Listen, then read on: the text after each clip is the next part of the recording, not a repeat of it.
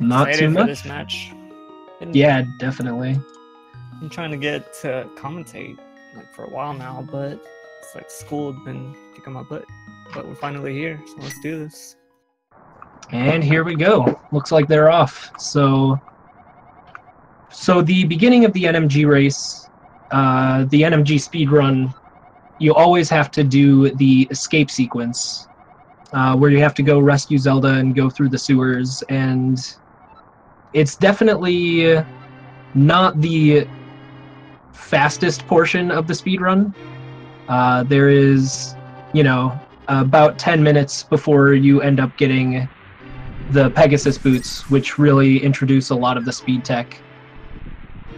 But you'll see kind of a bit of like a stutter stepping. If you see g3rd0's input display on the upper left of his screen, you'll see he's kind of doing something called pumping, which it's boring to get into that, but let's just say when you're going up and left, if you pump in a direction, repeatedly press that direction, you go a little tiny bit faster. So you say you know what's funny is you say it's boring to get into that, but on g3rd0's bio he actually put that hearing the explanation of pumping during one of the GDQ runs a few years back is actually what got him into running A Link to the Past. Really? Now that's really interesting. So that's hilarious that you That's find incredible. it like tedious or not worth explaining, and to g3rd0 that was what introduced him into the game. So that's well, for me, it's something I personally find interesting, but I can understand that it's not necessarily the most interesting thing to all people. I think it's really cool, but I don't necessarily want to spend the first like 5 minutes explaining it because there's so much involved in it, but I don't know. We could explain it fully if you'd like. If we get a little bit of downtime, maybe we'll go into it. Maybe on Death Mountain when they're double pumping on ladders or something. Yeah. It's interesting to see how players handle escape. Escape is the very beginning of the run, but it has a lot of like small decisions that can influence like your overall time in the dungeon, like how you choose to tackle these key guards. Both players opting for the same strats in both key guard rooms, and especially this ball and chain guard coming up is a really big deterministic factor of your escape time. So we'll see how these players handle these screens here. Yeah, absolutely. There are kind of 3 general strats for the ball and chain guard. The safest one would be to grab both pots and throw it at the ball and chain guard so you don't have to slash him at all. g3rd0 looking like he's going for kind of the middle strat between safety and speed, getting 1 pot and 4 slashes, and then Mageius looking like he decided to go for the quote-unquote most optimal strat, that being 8 slashes with no pot pickups. He did do a slight variation of it where he slashed the ball and chain guard to the right and had the key a little bit further from the door. The full optimal one, just to not mislead anyone, would be slashing the ball and chain guard up so that he's closest to the door when the key drops. But both players having really good ball and chain guards. Yeah, and I mean, that's one of the things, whenever we discuss something being optimal, a lot of the time, we're talking like fractions of seconds saved, just because someone decides to go for a quote less optimal strat does not necessarily mean it's a slow strat. It's just one that they feel more comfortable or consistent with. The best strat is the one that you can pull off the majority of the time.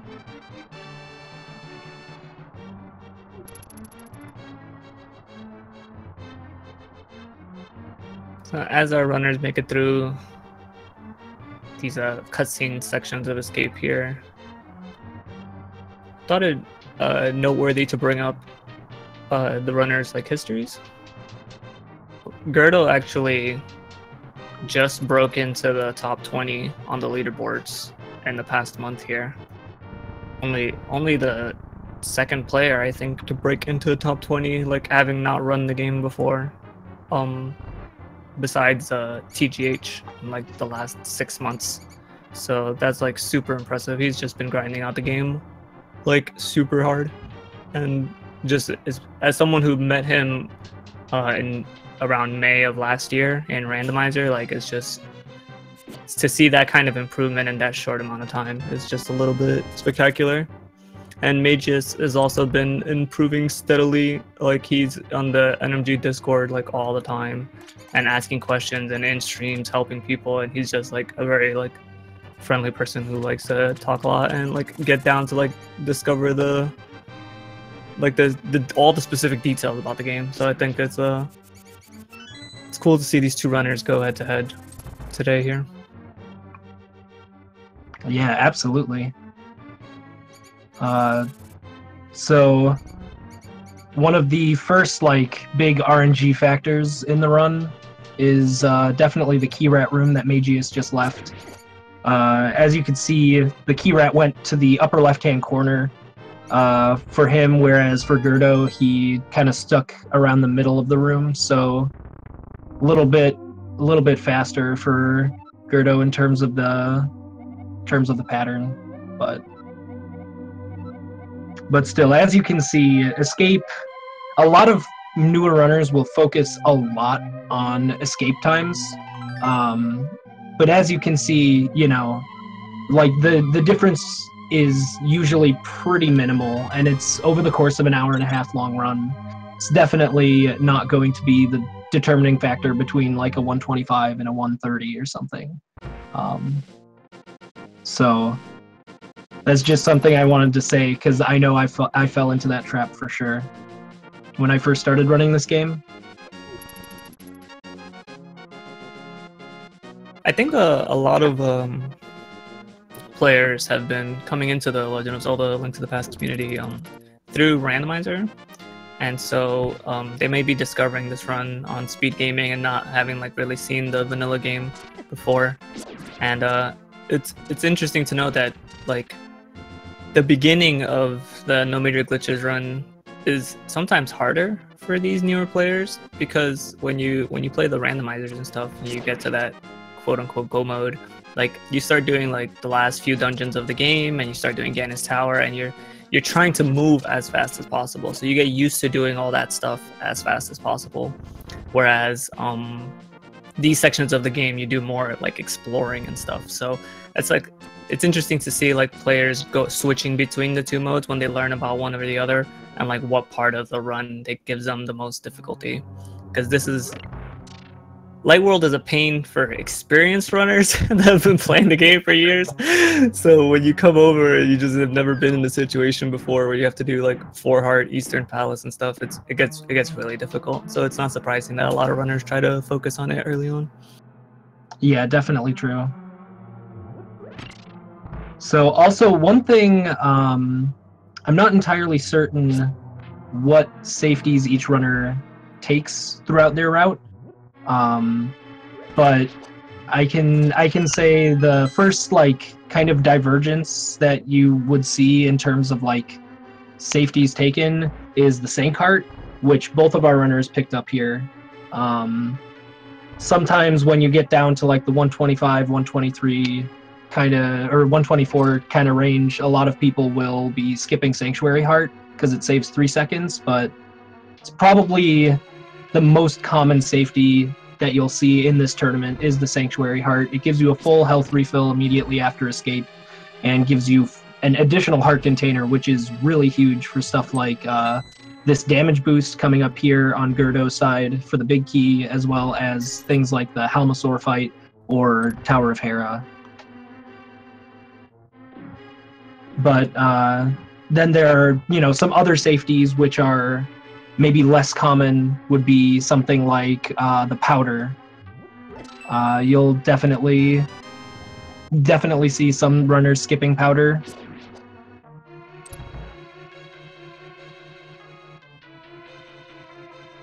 g3rd0 getting the damage boost with very little difficulty. Let's see if Mageius can also get it. This is a kind of an important part of Eastern Palace because you don't have a lot of health to work with. Nice, he got it. Nice. Like those anti-fairies do a whole heart of damage, so if you mess it up 1 or 2 times, you're very quickly out of hearts and have to find another way to do the room. Yeah, there are two heart containers under the, or two hearts under the pots in that room, but that only gives you enough health, extra health to do the skip one extra time. So if you mess it up twice, you might just have to do the room vanilla, and that can be a pretty hefty time loss.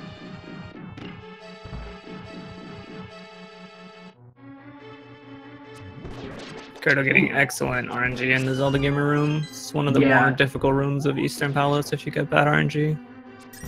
Yeah, and then, I mean, in addition, like, anytime you get good RNG, you still have to kind of capitalize on it and actually execute the room, and that was just really, really good on g3rd0's side there.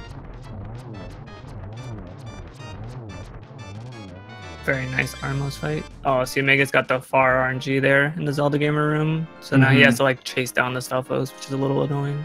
Yeah, definitely. I would say that's probably one of the worst RNGs you can get. And as you can see from g3rd0's side, he made quick work of Armos Knights, getting a 150 or a 1052 for 53, which is a very, very good Eastern Palace time. Yeah, that's insane. That was with Sankart, so without Sankart, it would have been like a 1050. And so Mageius was opting for the lower right strat instead of the upper left strat for the Armos Knights, or upper right for the Armos Knights, and kind of missed out on the quick kill a little bit, but had a pretty good recovery, finishing up not with too bad of a time there. Okay, so g3rd0's gotten his boot. Spin speed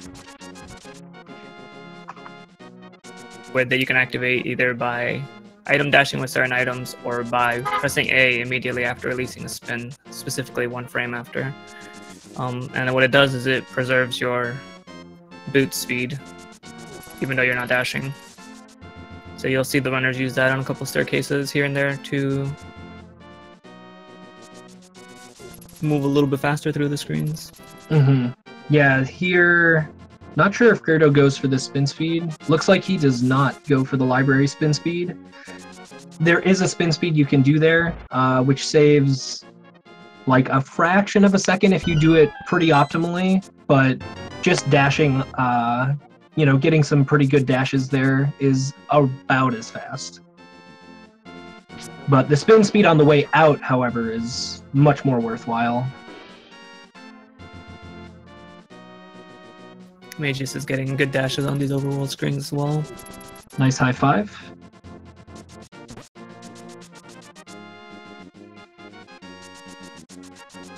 But yeah, you'll see on g3rd0's side, you're going to see some just very deliberate dash timing.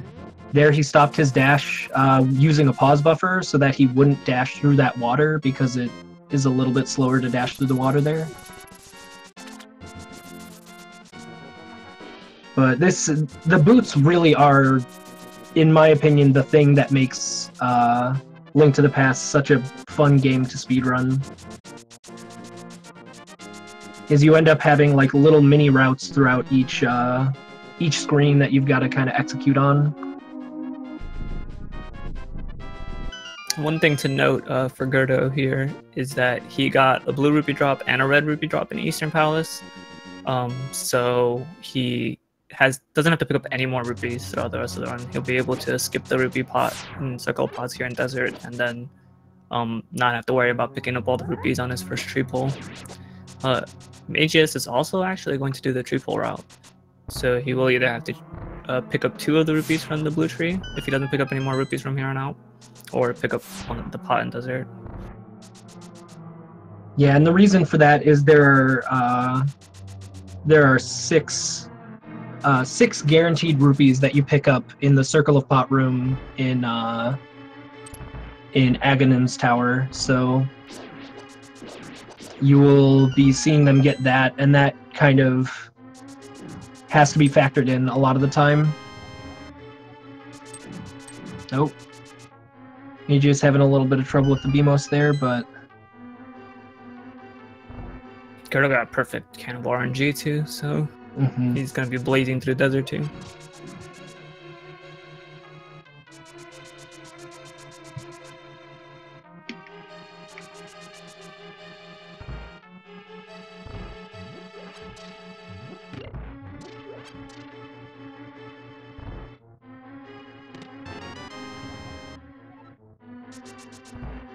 g3rd0 also has 30 arrows, so he shouldn't have any arrow difficulties from here on out. The boss of this dungeon, Landmolus, takes 12 arrow shots to kill, 4 for each Landmo. Oh, that's unfortunate RNG for Mageius. And then usually you want some arrows depending on the enemies that you choose to kill for the Ruby route and an Aghanim Tower. So sometimes you have to be a little bit more conservative. If you shoot too many excess arrows on Landmolus, Mageius is going to wind up with 22 arrows, so he's going to have to be a little bit more careful or pick up the pot before Landmolus. Yeah, definitely. I always personally just prefer to get as close to 30 arrows as I possibly can, because Landmola is just such a rough fight. It's probably the hardest, one of the hardest fights in the entire game to consistently be fast at, if not the hardest. Yeah, it's not too hard to survive it, but to kill them efficiently is incredibly difficult. Yeah. Because you've got 3 different worms that all sprout out in random places, in random directions, and you've got to hit them with 4 arrows each, which, you know, Link to the Past is not known for its arrow mechanics being particularly wonderful. So, we'll see how this goes.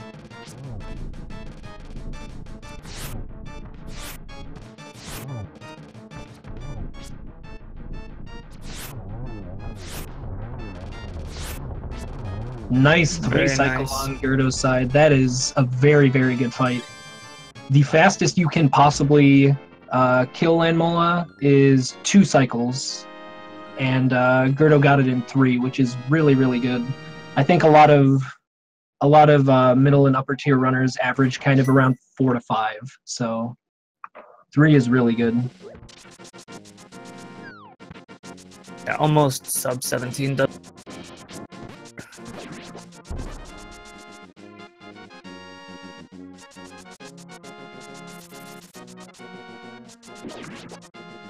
So here you're going to be seeing g3rd0 do a glitch called Fake Flippers, which allows us to get over to the entrance to Death Mountain without using the flipper warp, without actually having flippers.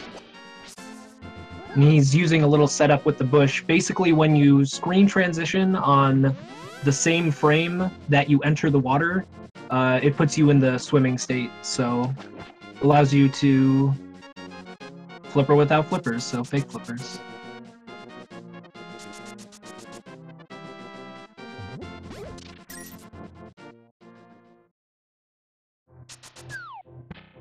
Mageius was so close to almost getting a 3 cycle as well, but he's been having a little bit of issues hitting this Landmolus with the last 2 arrows. There he goes. There he is. Yeah, he got like 3-ish extra cycles there, unfortunately, just for not being able to hit that Landmolus as he was emerging. Yeah, that can definitely be something that's tough to time, and that's a lot of the practice of the fight, is just knowing how to, or just practicing how to hit a Landmo immediately after they come out, because that can be, you know, 1 or 2 extra free shots, you know, free in air quotes, but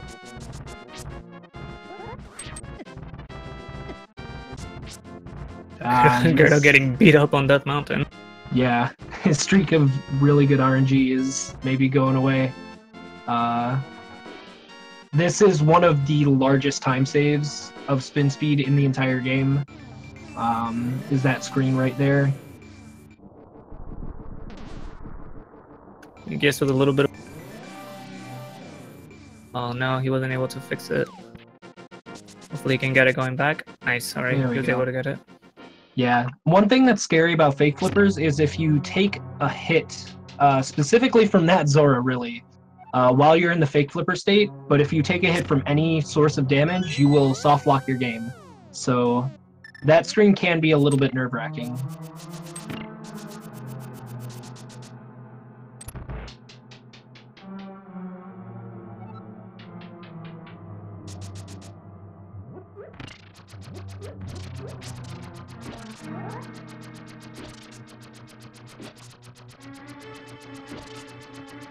can't tell if g3rd0's going for a boom dash or not. He got it, but bonked. So unfortunately, no coffee time for g3rd0. You can do a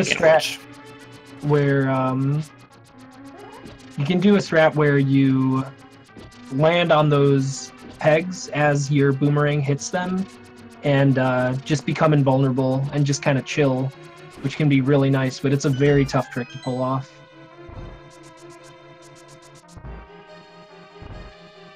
Yes, to clarify, if you are on the same screen that you fake flipper on, you get put back on the land where you jumped in the water. But if you get hit on a different screen than the one you started the fake flipper on, then you soft lock.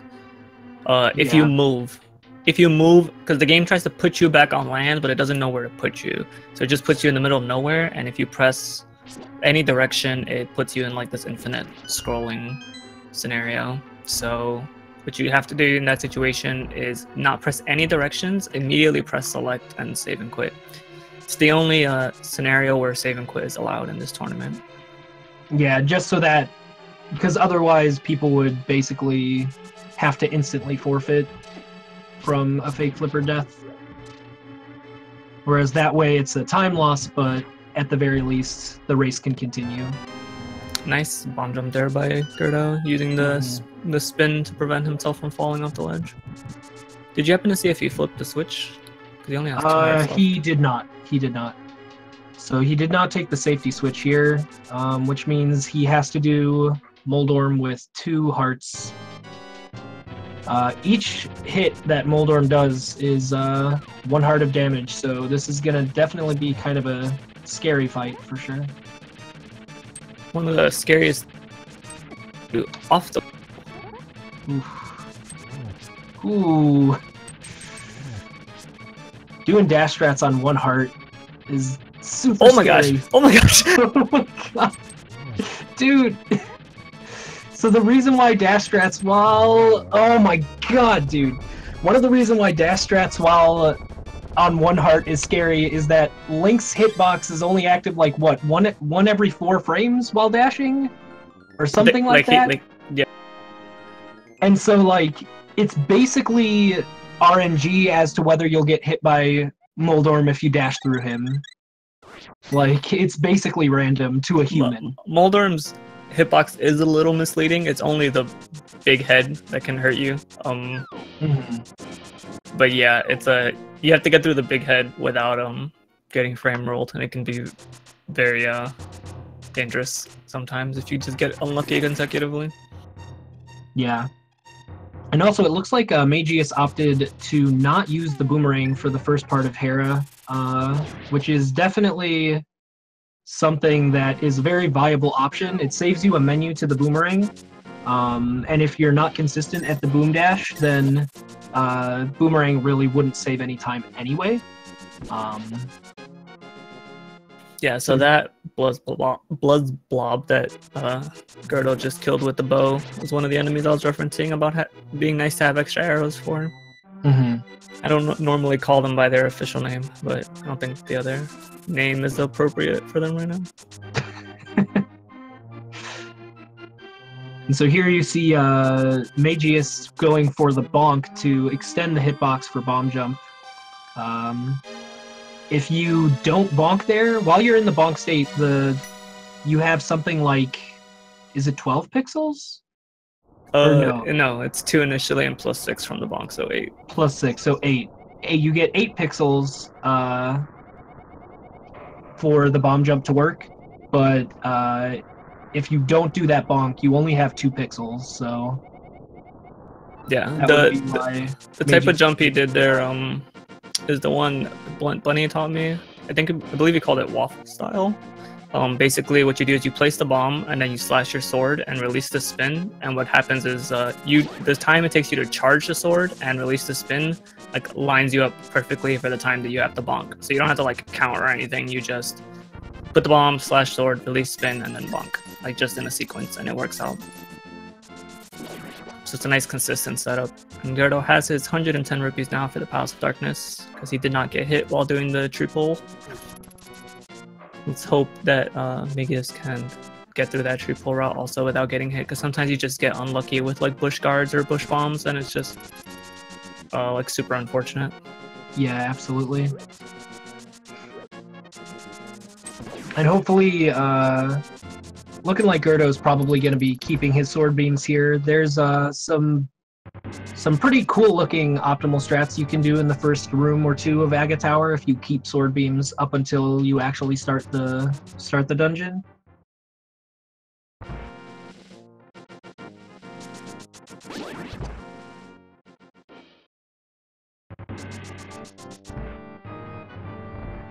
Yeah, looks like he's going for it.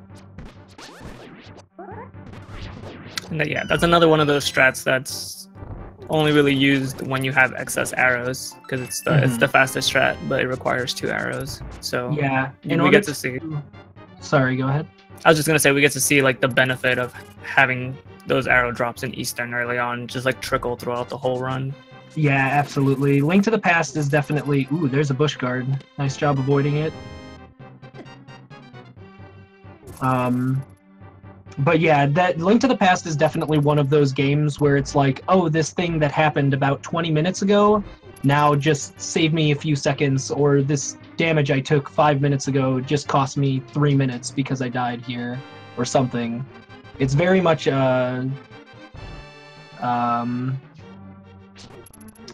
what is snowball effect kind of game. One thing leads into another, leads into another. Nice key dash from g3rd0.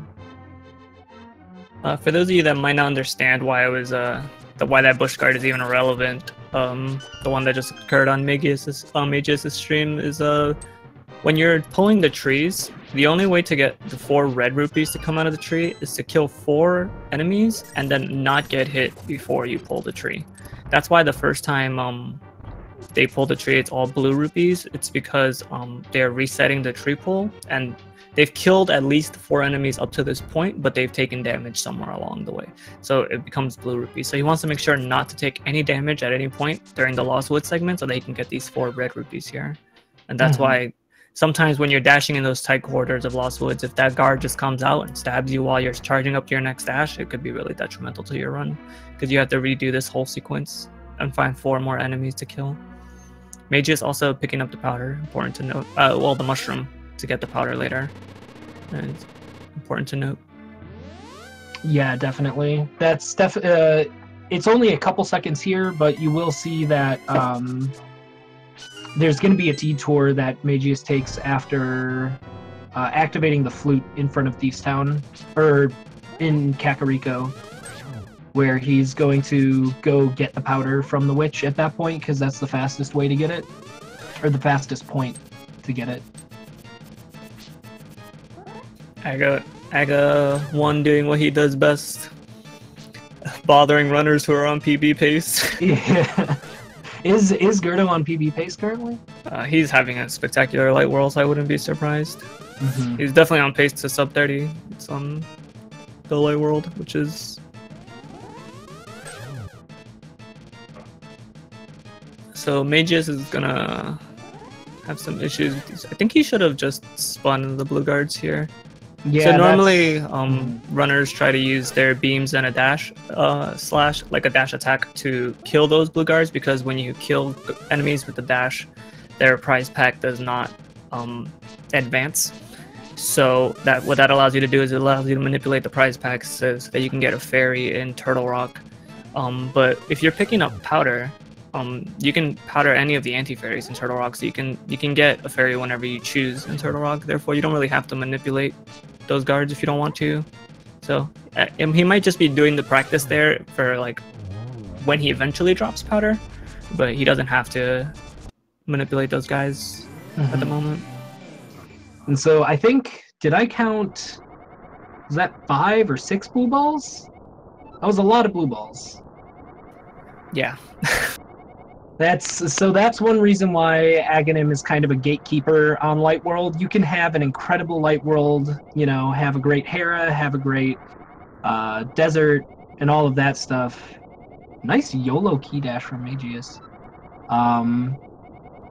And, you know, just end up getting bodied by blue balls and You know, one thing that is worth noting for g3rd0 specifically is that his 126-29 has 3 blue balls, so he doesn't lose too much time for getting that many extra blue balls, as opposed to like someone who PBs with 0 blue balls and then gets 5. Like then you lose so much time agging him.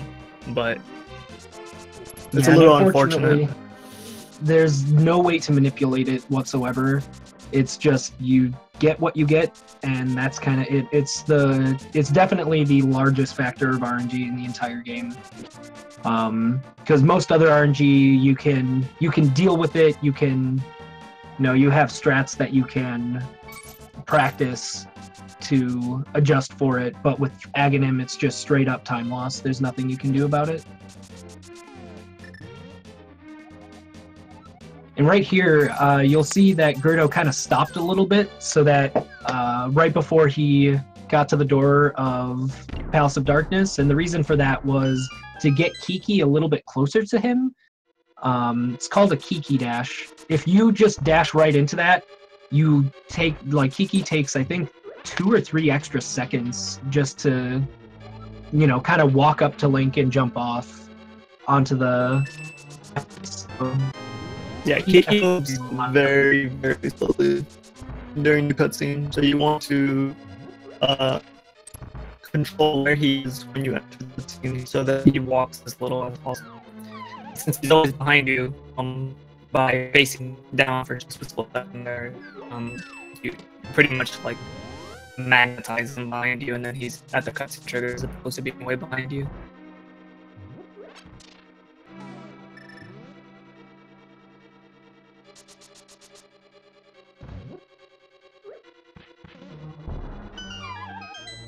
Mageius having a nice fight there. Presses X to mash through text. Unfortunately, that opens his map, but gaining a little bit of time on g3rd0 there for sure. Mm-hmm. Yeah, and here in Palace of Darkness, we're going to be seeing a really difficult trick called Hammer Jump. I mean, difficult in kind of a relative sense. It's double pixel perfect. You have to place a bomb at a very specific Y coordinate, and then stand next to the bomb at another specific Y coordinate in order to jump right over to the big chest here. Interestingly, not going for the double bomb strat, but instead opting to just take his time in position. Definitely better than a failed hammer jump. That's for sure.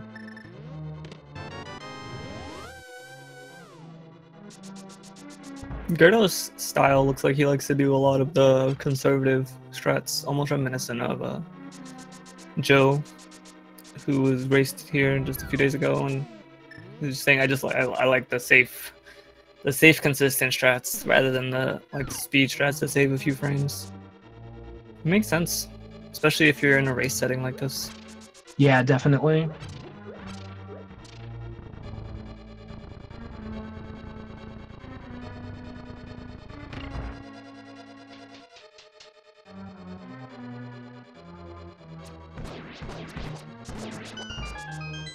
Mageius stopped his dash just a little too early, but still gets a decent Kiki dash. It's always still better, even if you don't stop at the right place. It's still better than just dashing into the cutscene, because Kiki is so far behind you if you don't stop at all. Mm-hmm.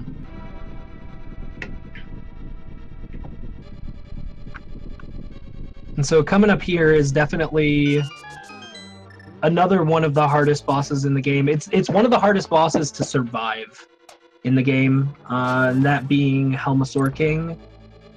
He can spit out fireballs that split into 3, which then each of those split into 4. And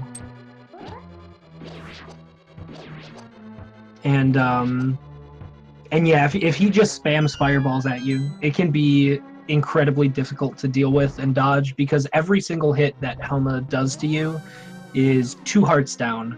So that's one reason why Sanctuary Heart is really huge, is it's the difference between surviving, being able to take 3 hits or being able to take 4 hits from Helma. And here's the red balls I was talking about.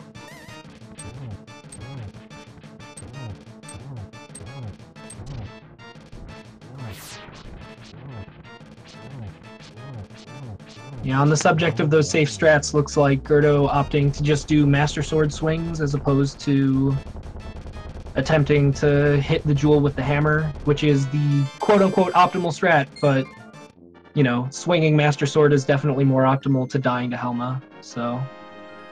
For sure. Mageius is coming up on his hammer jump here. Mm-hmm. Which I assume he goes for, since he also does the tree pull route. He seems to like to challenge himself and like just go for the slightly more difficult strats. Ooh, going for select buffers. Ooh. Oh, unfortunately, messes up the realignment on the second one. Yeah, select buffers can be tough. Gonna just say, not right now. I'm gonna go for the key. Okay. That makes sense. Just give it one shot, and then if you fail it, you haven't lost a ridiculous amount of time. So just kind of go for that as kind of a YOLO first time strat.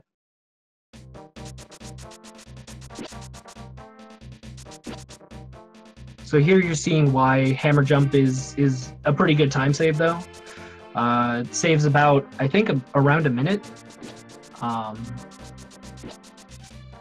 Something along those lines. Because otherwise you have to go grab that key and then come all the way down here.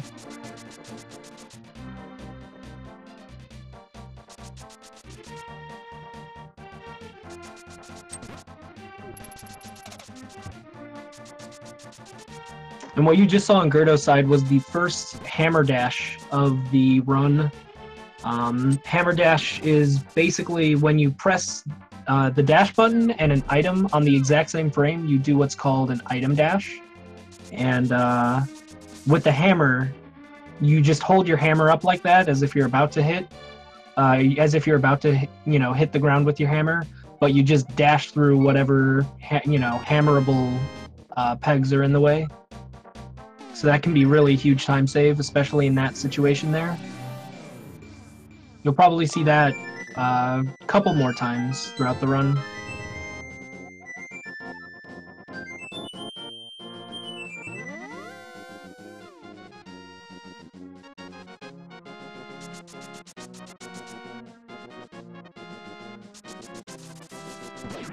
Mage is grabbing the heart refill here before the Mimic's room. It's smart. You want to have as many hearts going into this final section of Palace of Darkness here.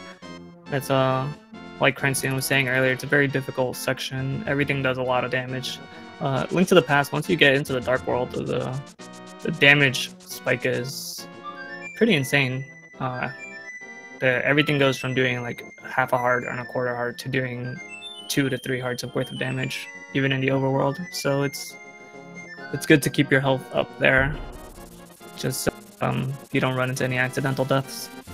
Absolutely. And then in addition to that, having max health through this section of Palace of Darkness helps quite a bit, because it saves, I guess that would be like an arrow or two, and it saves a menu here. Instead of having to switch to Boomerang, you would just be able to use sword beams. So here you're going to see the second hammer dash of the run on g3rd0's side.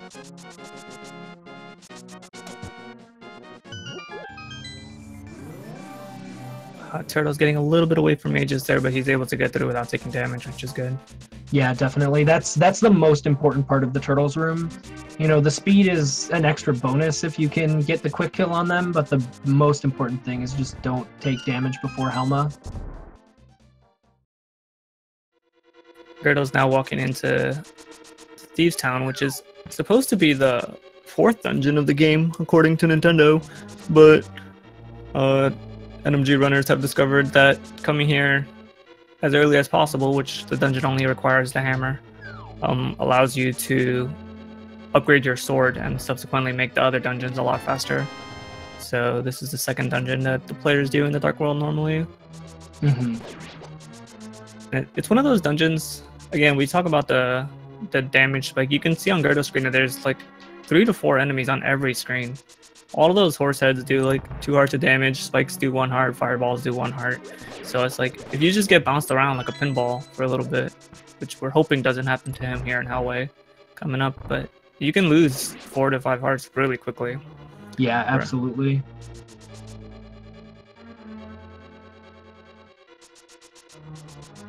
Nice God Pixel and nice RNG. Wow. Yeah, perfect Hellway right there.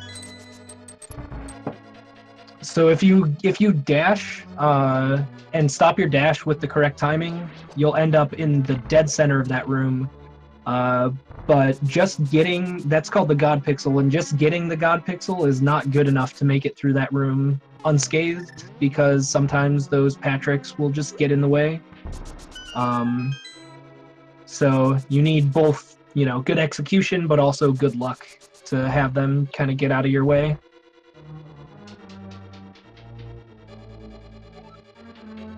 Mageius making quick work of Helmsword King, so he's on his way to Thieves Town now.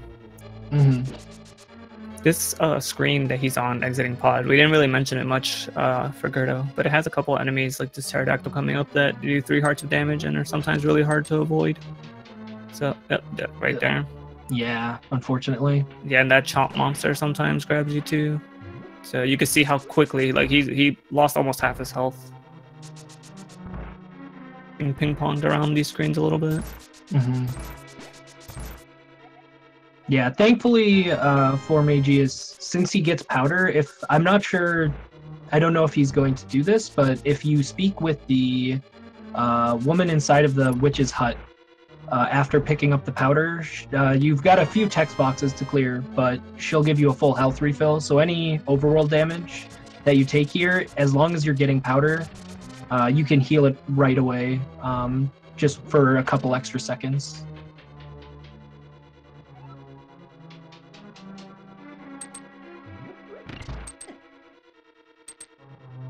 So, taking that hit, oh, interesting.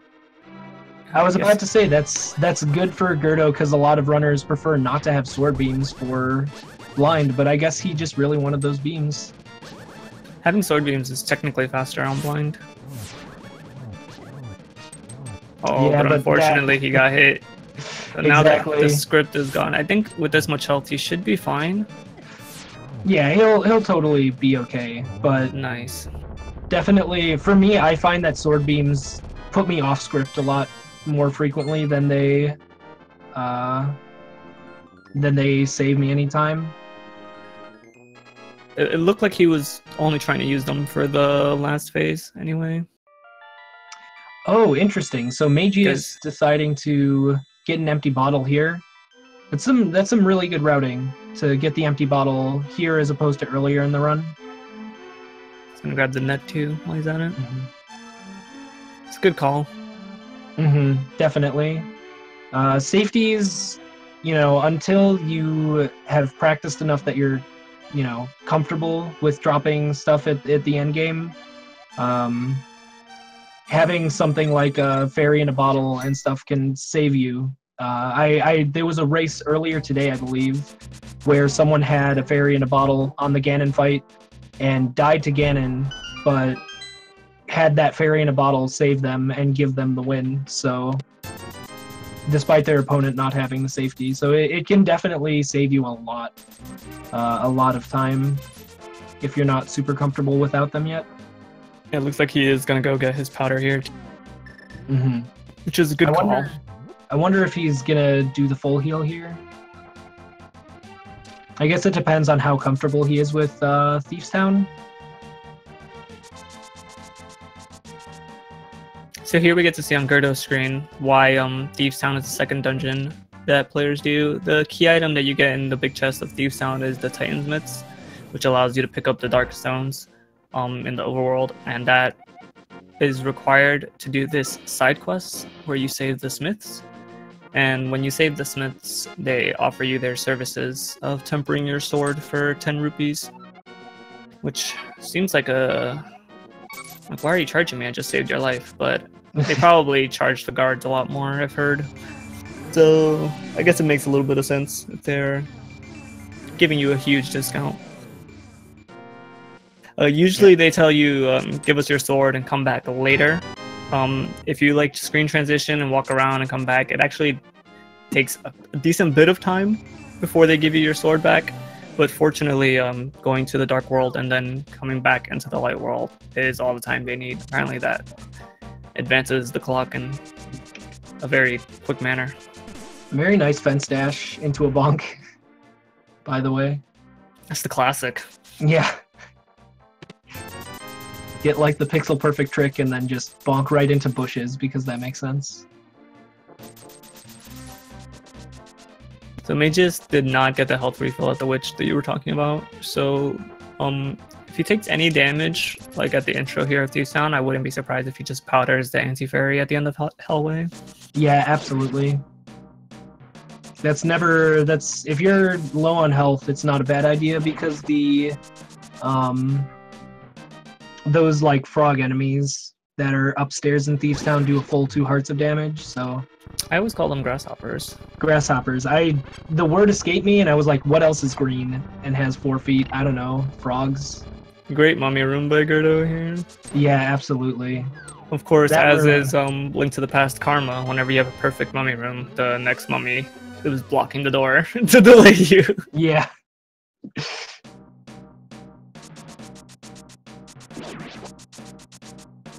We have another bomb jump coming up here on g3rd0's screen. Mm-hmm.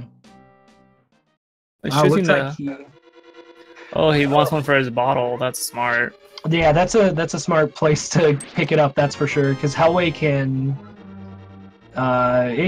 deteriorate really quickly into a lot of lost health. So definitely a smart place to pick that up. Okay, so he didn't powder the fairy on his way upstairs. These grasshoppers do 2 hearts of damage. Oh no! Ooh, he got the worst RNG on that grasshopper. Luckily, he has a fairy in a bottle that he just picked up 2 rooms ago. I guess that would probably be the reason why he picked that up. Is to avoid things like that, so.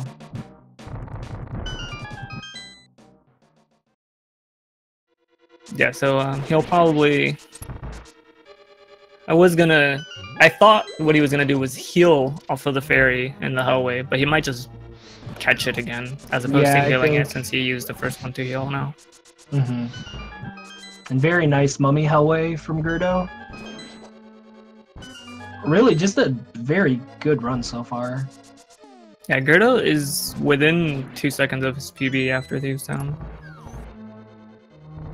I think he was at plus 1.7, someone said. Yeah. So here's another kind of RNG dependent boss.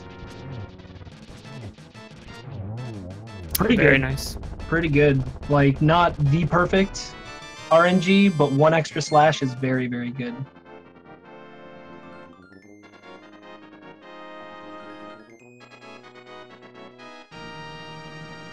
So Skullwoods, for those of you who don't know why Mothula died so fast there, Skullwoods is expected to be the 3rd dungeon of the run for the runners, according to Nintendo. So he's supposed to take 8 Master Sword slashes, but since we did the run out of order, we wound up with the Tempered Sword when we come here. And that makes it so the boss only takes 4 slashes. And Mothula has this like awakening animation, similar to the one Vitreous will have later in the run, where he has to like leave the ground. So the first time he gets hit coming off the ground, he actually doesn't like recoil if you do it early enough in that animation, which is why g3rd0 dashed into him at the start. So he got a hit from the sword being out, and then he got a hit from the dash itself, and that counted as 2 of the 4 slashes. And then he slashed him after the bonk and slashed him one more time to just make the boss disappear.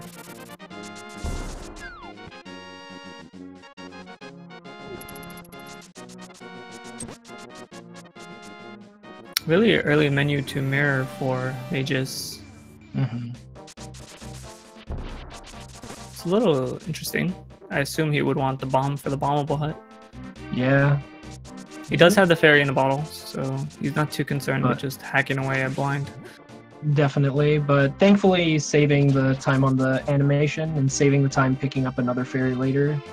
It's always a good thing.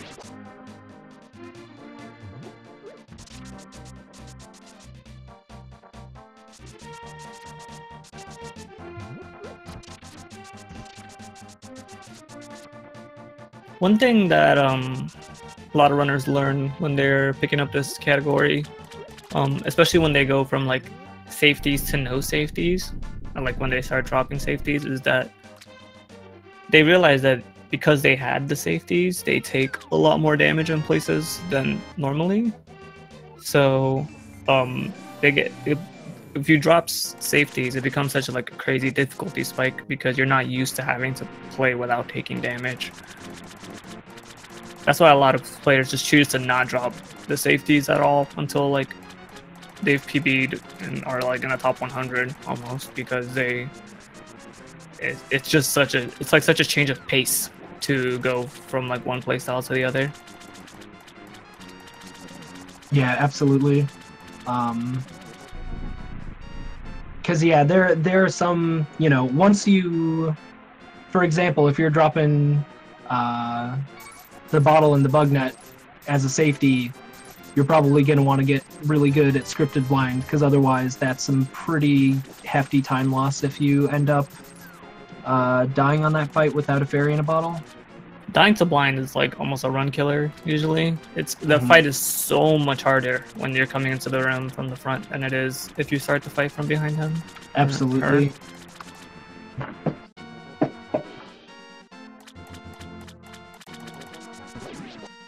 Getting bad RNG on the Zora here. Gets a bomb drop for his trouble though. I'd say that's a decently worthwhile pickup. g3rd actually has enough bombs at this point for the rest of the run. He won't have to pick up, assuming he doesn't mess up any of the... He won't have to pick up any more bombs.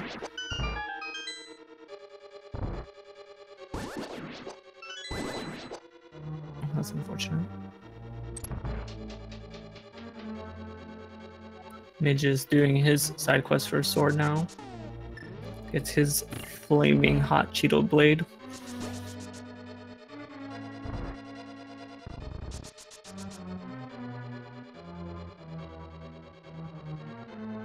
Ice Palace is a very tight dungeon, but a very, I mean, I was gonna say short dungeon, but also very like tight dungeon. Like every screen is very precise after the first floor. Yeah, absolutely. Any small mistake in the later screens can cost you a big chunk of time and a big chunk of health, which is even more dangerous considering the boss of this dungeon does 4 hearts of damage if they get away from you. Yeah, Cold Stare is definitely one of those fights that's very, very scary. Right here, g3rd0 is going to be skipping a pretty good chunk of the dungeon by doing what's called the Ice Palace Bomb Jump. Literally just skipping these 2 blocks allows you to skip most of the dungeon. Unfortunately, he placed his bomb a little bit too far right, which is why he threw that bomb like that. But got it cleanly on the second go. Mageius is having a little bit of trouble with the mummy helmet, with the mummy room and skull here. Ooh, almost got grabbed by that wallmaster. I think the statue's a little... Yeah, there we go. Yeah, I was about to say, I think that was going to be a bit too far to the left to hit the switch, so thankfully he noticed that.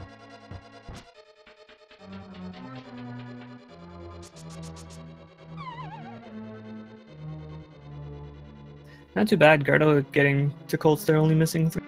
So... Yeah, usually those pegs in that room g3rd0 was just in are inversed, and you can't just access the boss right away. The dungeon intended way to beat it is to go all the way to the bottom, flip the switch, and then go all the way back up and do it again. But thanks to that bomb jump, we're able to skip those silly intended designs.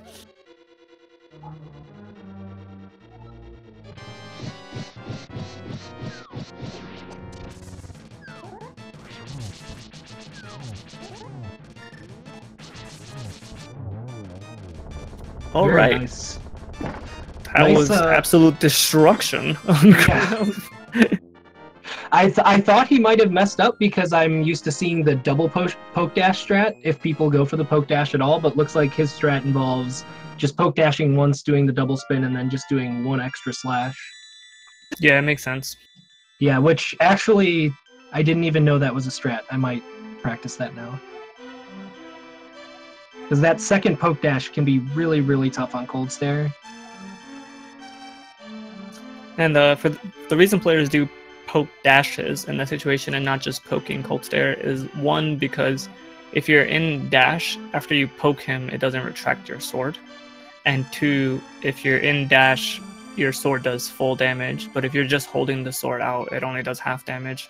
So they want to get both the full damage of the sword, and they don't want their sword to be retracted from hitting him. So that's why they do it that way. Mm-hmm. It looks like Mageius is just deciding to kill all of the mummies in the mummy hallway. Terminator mode. Yeah, which is a perfectly valid strat. Makes that incredible. I don't think he has enough magic. Oh, he does. He barely had, like... Unfortunately, he doesn't have enough magic now to fire rod the skull there. The mummy, yes. Or I said skull. Words are hard, man. It's cool, that's why there's two of us. True enough. Alright, so Mageius going into his moth fight. Getting one hit in. So again, unfortunately, Mothula not susceptible to spikes. If you hit him into spikes, he does not take damage, so... Yeah, you may have noticed there that Mageius has to slash him more than 4 times. That's because enemies in this game, when you slash them into spikes, take double the damage of the slash. However, the designers were aware of this, and they wanted to make sure that Mothula didn't get instantly obliterated in his own room. So they tried to change the coding so he would take no damage from spikes, and what that wound up doing was overriding the damage of the slash. So basically, if you slash Mothula into any spikes at all, he actually just takes 0 damage because the spikes negate the slash damage. Which is, you know, a decision of sorts. Which is corrected in other versions of the game, but fortunately not in this one. Yeah, and unfortunately, glitches like spin speed as well as item dashing and fake flippers, I believe, were the 3 big ones for the NMG run. Those are all patched out in future versions of the game, and so a more consistent moth fight is not worth losing the time from losing those glitches. Yeah, for sure. So it's just the albatross we've got to deal with. It's not uncommon to see a difference in like a 2 dungeon difference. Route. Maybe not getting Quake at this moment. Yeah, he's skipping Quake and flippers and just fake flippering into ice. That's an interesting choice. I haven't actually seen that before. Not sure how common that is. Because flippers are required in this run because of the a few screens in Swamp Palace that g3rd0 is in currently. There is unfortunately no way to fake flipper inside of Swamp Palace because you need a screen transition in order to activate the state. I'm curious if he's going to like do Mire and then do Pyramid Fairy for Gold Sword Silvers and then go to Catfish. That would be a really interesting route, actually. But he would have to go get Ether. I mean, I guess it's not too big of a deal. True. The flute. Yeah, Ether is just kind of a standalone thing, so that would be an interesting route. I'd be very curious to see if that's what he opts to do. It's a really cool route, actually. I wonder how the timing would work out on that versus just going for. He forgot to place the bomb. Yeah, there you go. Oh yeah. That should kill them both. Oh, there we go. Yeah, got both of them.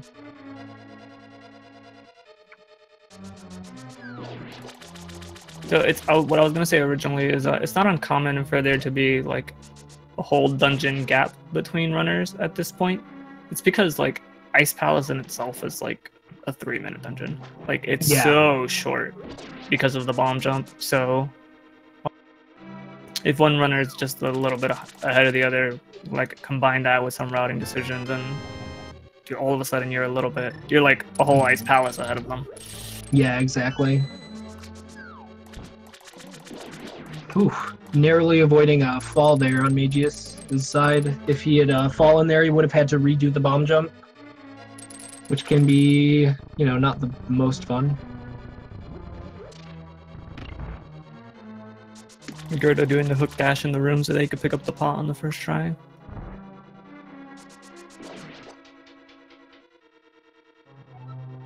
I'm surprised Mageius didn't damage boost there. I wonder if he's planning on not powdering the fairy before cold stare. Yeah, I guess if he has a fairy in a bottle already, that might not be a bad idea, but I don't know, it will depend on his comfort level. Because cold stare does 4 hearts regardless, so like having 4 hearts or having 3 hearts doesn't change anything. True. But yeah, it looks like he is just gonna go right into the cold stare fight, and just if he gets hit, then he has that fairy there to help him out. Alright, so there are a couple of different strats g3rd0 could use on cold stare here. We'll be curious to see if he goes for the 0 cycle. Looking like... yes, actually, he's going for it. And, he got it. Wow, just so clean. That was incredible. What an amazing fight from g3rd0, jeez. Jeez, that is so good. Mageius using that fairy up on cold stare here, but also being able to take advantage of some iframes. Okay, I want to take a quick moment here to explain what g3rd0 just did. Yes. So when the puffs take 1 slash from the tempered sword to kill, and like we said earlier, if you're holding your sword out, it only does half damage. So if you're holding B and you press Y to hookshot the puff, you will only poke the puff and you'll do half damage and it won't kill it.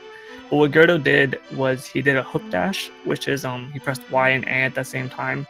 And what that does is it tricks the game into thinking you're starting up a dash, and so your sword does full damage. However, if you pull too quickly, the puff won't, like, you won't pull the puff into your sword, and if you pull too late, you won't pull the puff into your sword, because the game is trying to put your sword away from you having poked an enemy. So you have to like get the best timing possible so that you keep hookshotting before the game reads that the sword is being put away. So like you're using the fact that you're killing the puff as like a buffer to extend the time that the sword is out. And it's just like, it's incredibly specific timing, and you guys saw how fast Argus was pushing him against the wall, so he had to make sure not to get hit by any of the puffs while doing it. So it's just incredible. Yeah, that is probably the hardest quick kill in the game, I'd say. I'd say it's the hardest execution tech in the game, like, period. Yeah. And it's also a little like RNG dependent. g3rd0 actually did the hook dash like straight from the door without walking forward. So if Argus had not walked down, Mage is having a little bit of issue here with this red guard. Okay, gets through. It looks like he's going for Quake now. I'd be really curious to time out that route though, of doing Mire and then going back for it later. Going back for flippers later.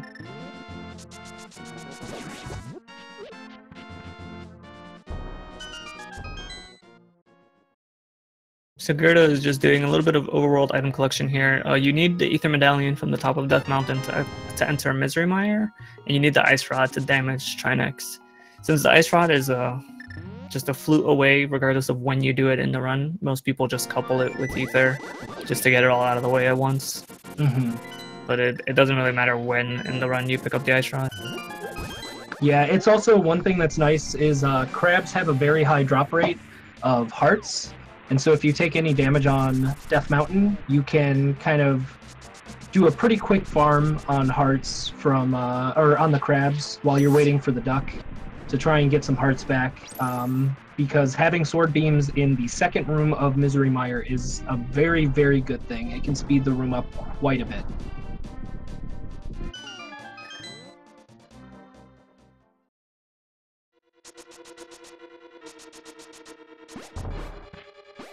So So yeah, here comes Mire 2, which is one of the flashiest rooms in the game, honestly, if everything goes well.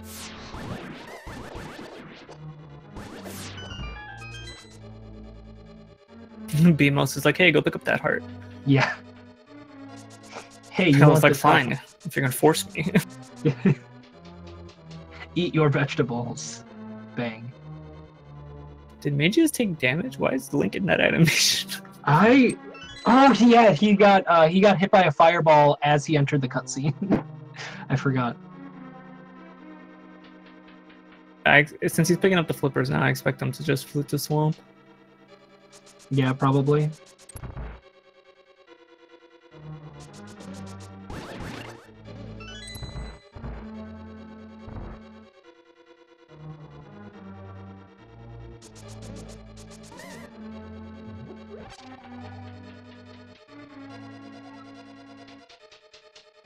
Oh, going to pick up his ether medallion.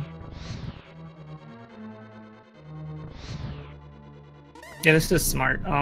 Since you usually prefer having sword beams for Mire 2, what some players opt to do is they'll pick up ether and ice rod before the swamp split, and so he'll probably go into swamp here with this hard quantity, and that way, as soon as he gets the health and magic refill from beating Swamp Palace, he'll be able to go into Misery Mire right away without having to go pick up the items.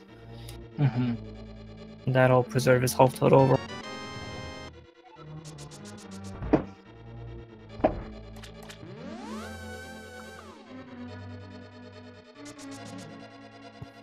It's kind of hard to like commentate what g3rd0's doing because he's like blazing through the game. Yeah, exactly. Like you say one thing about Mageius and g3rd0's done with a dungeon. Like I know, seriously, I feel like I've been ignoring him, but I haven't been. I've just been like looking over and being like, wait, oh, he finished this, 2 dungeons since I last looked at his screen. He's gonna pick up his Canis Mire now. Having full hearts at this point in the run is nice because you have to take 3 damage on these spikes in the next room that g3rd0's about to enter, and most players damage boost the Vitreous fight and lose anywhere from 4 to 6 hearts. So at this point, like having this many hearts left over after the spike section is really comfortable. So looks like Mageius is opting to do Mire next, so should be interesting to see how he deals with Mire 2 without sword beams, whether he just opts to use some extra fire rod shots or not. Yeah, luckily in the no major glitches category, you don't need magic for anything else in Mire. Like it's just at the beginning and then for the big key, and there's a full magic refill right before the big key, so you can actually just completely dump your magic resources in this room and not like stress it at all. Whereas like in other versions like the randomizer and stuff, like you might need to light torches and stuff and need magic for that. Yeah, true.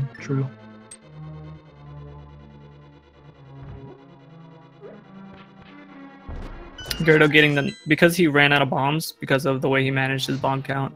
He gets that nice auto menu to fire rod, which allows him to skip a menu there. It doesn't. Well, you don't really get to skip a menu because you would have had to menu the bow regardless. But what it does is if you use the bow to hit that switch, you actually have to walk up a little. You can't press left from the door to shoot the bow, because the arrow will go under the switch. So it just saves a few frames of having to like walk up and pull the bowstring. Yeah, and unfortunately, well, first off, let's just take a second and watch the. Oh, he got juked. Oh man, okay. The Vitreous fight is an incredibly fast fight if done optimally. It's just really, really cool to watch, and it's really, really fun to play. It's definitely one of my favorite boss fights, I think. Yeah, for sure. It mechanics of the game of like basically normally if you're holding your sword out and you take damage from an enemy, Link goes into like this recoil animation and loses his sword, but the like goop on the floor around Vitreous hurts you but doesn't make you recoil, so it allows you to damage boost into the eyeballs with invincibility and then spin them and get like a ridiculous amount of damage on a lot of eyeballs because you are using a tempered sword spin, which is the equivalent of the golden sword damage. It's just a really fun fight, like you said, and really cool to watch.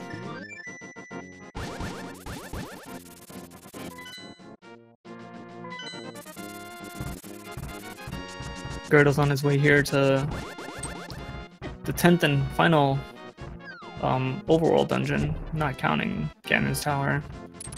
He's going to Turtle Rock here on top of Death Mountain. Ooh, Mage is barely making it onto the tiles there. So yeah, because he's doing Swamp Palace after Misery Mire, in order to make routing Gold Sword a little faster, you don't have Hookshot for that room, and that can make it very tight. If you bonk in that room, it's really, really hard to actually make it onto the bridge. So your dash timing has to be pretty spot on. I forgot about those anti-fairies under the pots there. That's like the third pot anti-fairy he's used.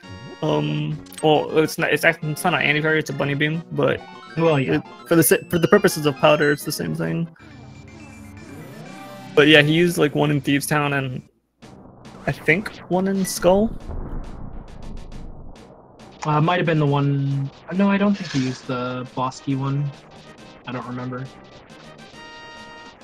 But yeah.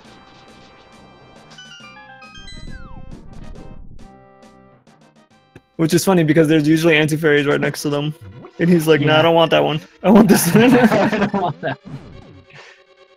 Well, in this case, he decided to use one of the anti-fairies to heal and the other one to stock up for the Vitreous fight, which is not a bad idea. Or for his bottle. Misery Mire is one of the dungeons where having powders so helpful because there's there's an anti-fairy in almost every single screen. There's two here, there's one on the next screen, there's one up the stairs. It's really incredibly useful, and especially because the optimal strat involves damage boosting, you want to go in with as close to full health as you can.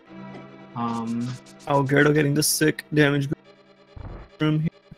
And because g3rd0 killed the blue guards in Aghanim's specific way, he's to get a fairy from a Pokey soon. So he'll either get it in this next screen here or right before the big key.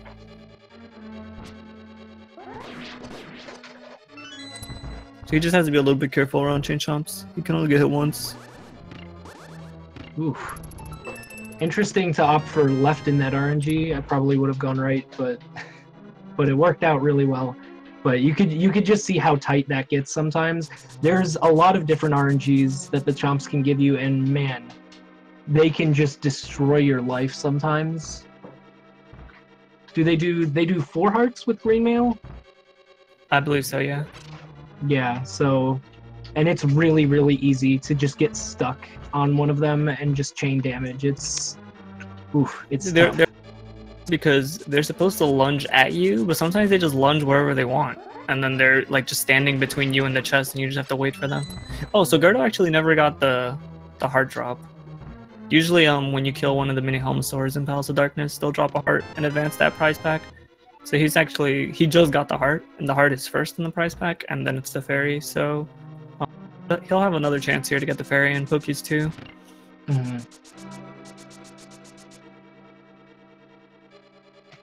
So Mageius is finishing up Misery Mire here. He has Swamp Palace left before his non-Death Mountain dungeons. And then because Swamp Palace is right next to the bomb shop, he'll be able to go north after exiting Swamp and get his Gold Sword and Silver Arrows if he so chooses. Yeah, which, I mean, I have to imagine, if you do the dungeon order this way, like, there's not really much of a reason to do it this way unless you're going for Gold Sword and Silvers. Oh, unfortunate for g3rd0.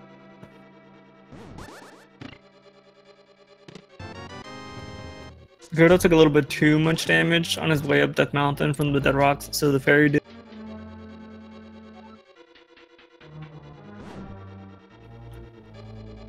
So he wound up having to use some Mario strats, and then unfortunately did it a little bit incorrectly. But he still got through the room without taking any damage, which is good because those rolling pins hurt.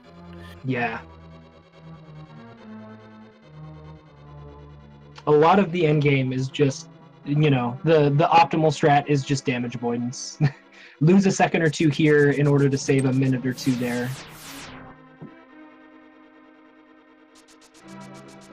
Whereas with, you know, you've been seeing throughout the run, Mageius has been making really liberal use of the powder there. You know, g3rd0 doesn't have the option to do any of that, so the health he has is the health he gets. So... Oh, nice strat there in that room before Trinix.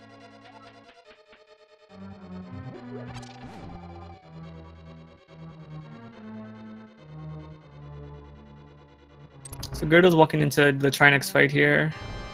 Trinix is a big old softy in terms of difficulty, but a big old bully if he actually hits you. So you want to make sure to just like clean it up as fast as possible before the fight gets out of control. That second head that g3rd0 just killed will occasionally spit ice onto the floor and give you ice physics, as well as lag the room a ton. So, you know, it's one of those fights that the faster you do it, the less likely you are to have trouble with it. But it can get out of control really quickly. Also, seeing a question in chat about what gamepad or adapter g3rd0 uses since he's on emulator, if provided nothing has changed since the last randomizer tournament, I do believe g3rd0 plays on keyboard. I do remember he was well known as someone who used keyboard during the last tourney.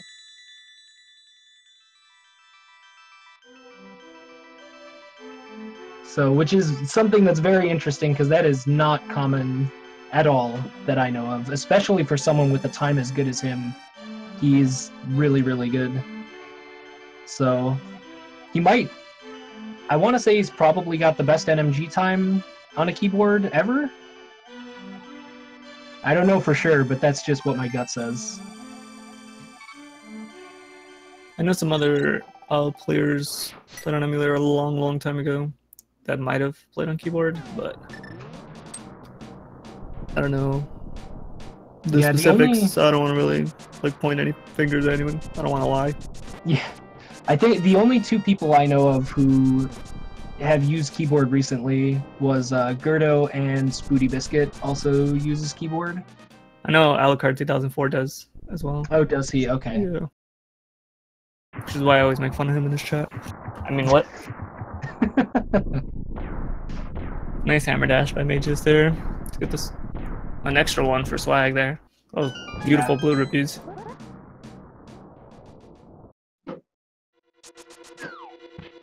And g3rd0's entering Ganus Tower, the final ascent. But to ascend first, you must descend. So he's gonna have to find the big key, which is behind the first refight of the run, which is Armos fight. In this tower, you have to refight all three of Light World dungeon bosses, Armos, Land Molos, and Moldorm, with a slight variation on the fight. So g3rd0's gonna head straight there. Show off some nice boomerangs strats on the way.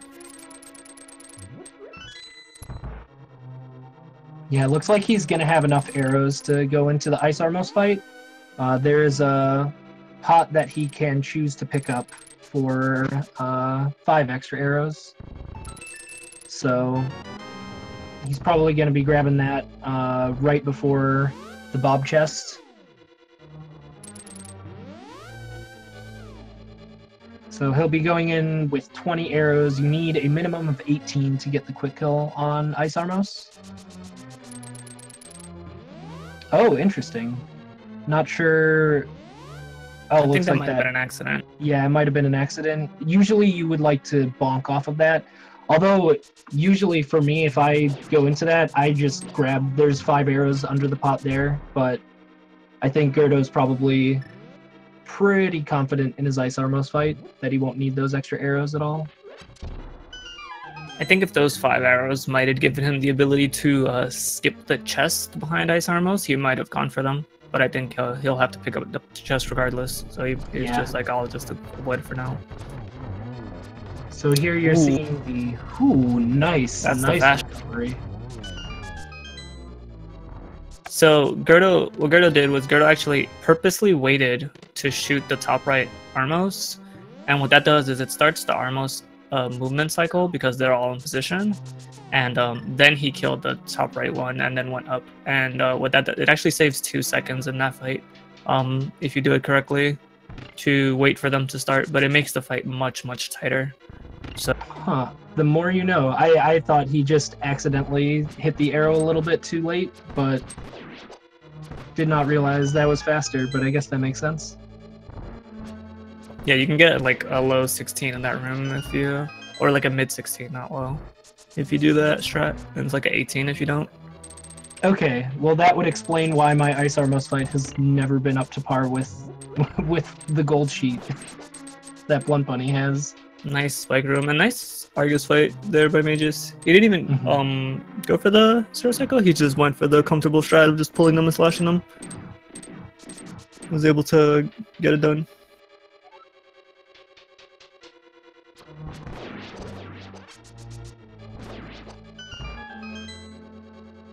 g3rd0's entering like some of the tighter execution rooms of the run right now, so let's see how he handles them. Gauntlet 2 giving him a little bit of trouble. Chatty Cathy giving Mageius all the trouble. Gauntlet 3 and 4 are a breeze, though.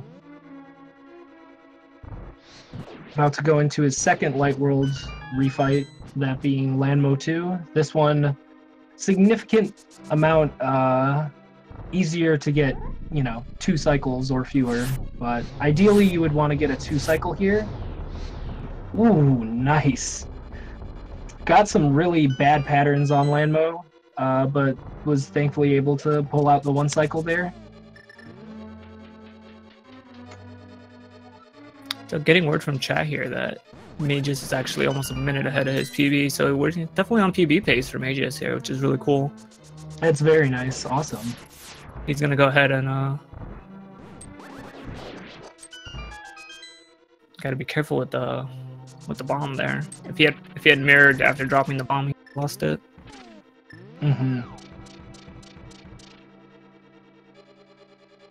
So this is the reason for the kind of route divergence there in dungeon order. He decided to do Swamp Palace after Myers, so that immediately after Swamp he would be right here in Dark World still to be able to get the big bomb.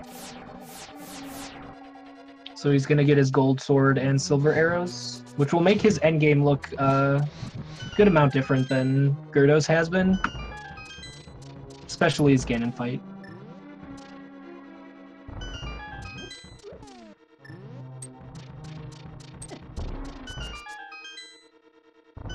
g3rd0 going for a little damage boost strat there in the bottom room.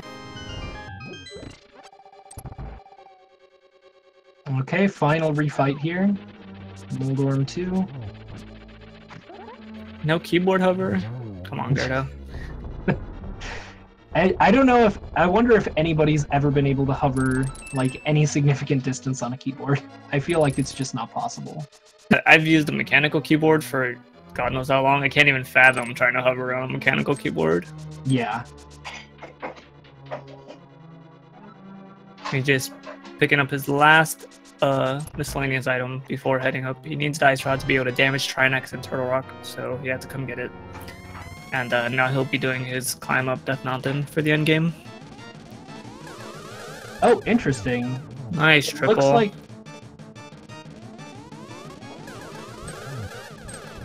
Ooh, wow, nice. The double triple. Sig 2 cycle by g3rd0. That was a really, really good Aga 2. Aga 2 is one of those fights where even if you get optimal RNG, it's another situation where it's like, even if you get really good positioning, you still have to execute and actually hit all of the yellow balls in with the proper timing, and that can be really difficult sometimes. So that was actually a gold for g3rd0. I'm checking his stream right now. He's 10 seconds behind PB, so he's on 126 pace. Man. Assuming this Ganon fight goes well, which is insane.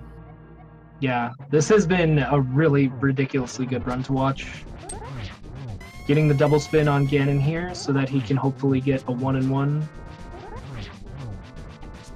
This just goes to show, like, you don't have to have been playing the game for 5 years to be really good at the game. Like, g3rd0's one of the more newer runners, and he just, like, plays the game a lot and plays all the categories and just really enjoys the game. So, you know, he definitely was doing the all dungeon hype when it was getting pretty popular.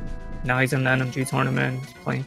His PB is, like, 3 weeks old, I think, or something like that. Like, he's been just constantly playing, constantly improving, so super clean Ganon fight so far. Oh, nice recovery. Okay. Yeah, good recovery on Torch Glitch. So, as you are gonna see here, he lit the left torch before the right one went out, which means the right one will now permanently stay lit. So he never has to worry about the right one going out, which can lead to some triple spins here. I don't think he's missed any yet. Yeah, I don't think so.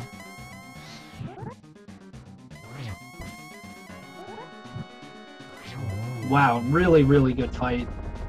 I think this is a PB. Is it really?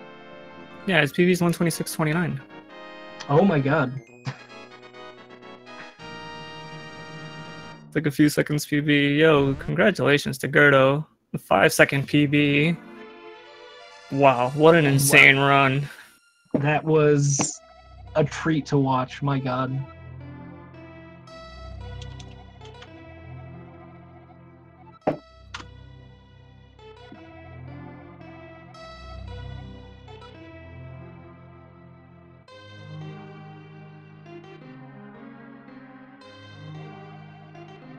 According to chat, looks like he got a gold GT as well as a gold Ganon, which led to the PB there. And that was with what, like 5 or blue balls or 6 blue balls? Oh yeah, that was like 5 or 6 blue balls. I forgot about that. g3rd0's gonna get the freest PB next time. Yeah. Oh man, just getting sniped by the floating head. Yeah, that's why the middle route can be really scary to go for sometimes. Because that head does a lot of damage. Way more than it looks like it should. One thing to be aware of, for Link to the Past specifically, is that enemies actually also have iframes, the way the player usually does. So what you can do is you can attack an enemy that you know that you can't one-hit, and then walk through them. Oh my god, that's so close! Oh my god! Oh jeez, that was really close. Yeah, don't go down the stairs, please. Yeah. You didn't even want that anti-fairy. He's like, I'm not scared of this pokey. Sometimes you dash through that pokey and the ball bounces off the wall and just smacks you right in the face.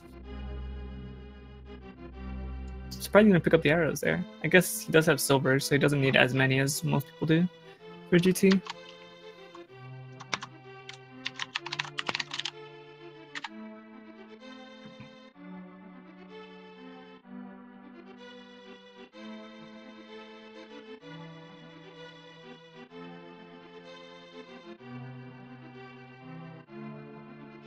Oh no. That pokey getting away can be such a pain.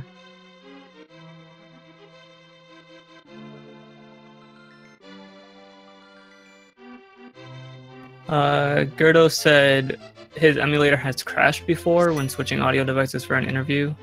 So he's going to let the credits roll, since you have to have the credits roll if you're on emulator to submit your PB. And then he'll switch the device and get on in.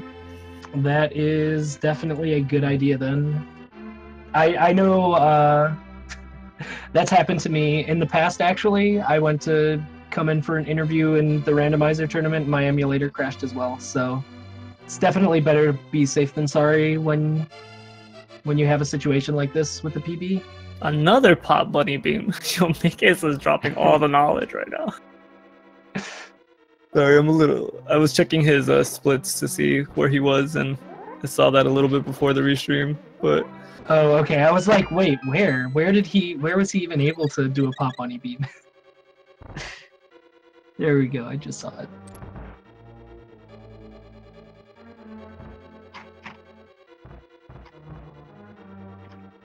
Mageius coming up on this rolling pin room here. Wonder if he's gonna switch to Mario.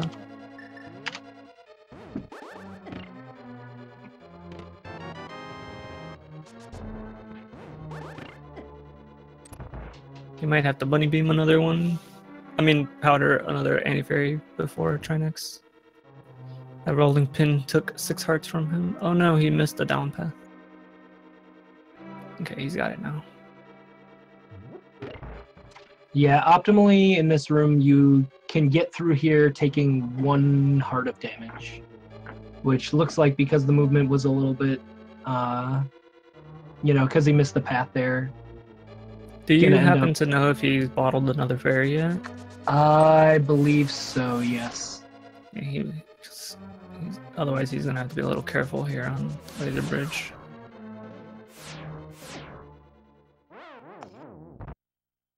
Guess we'll find it. Oh, okay, good. Truth be told, I knew he had one because I had his stream up because I was looking at his splits and I saw the fairy come out. But thankfully there are some anti-fairies. If he really wants some extra safety on the Trinex fight, there are a couple of extra anti-fairies here that he can powder and bottle. Which looks like I think it's better to be safe than sorry when you're ahead of your PB like this much. Definitely. It's better to get like a slightly smaller PB than to not PB at all. Exactly. Very true. So we're gonna have the Trinex fight coming up for... Ooh, you don't want to press that item. That was a little scary.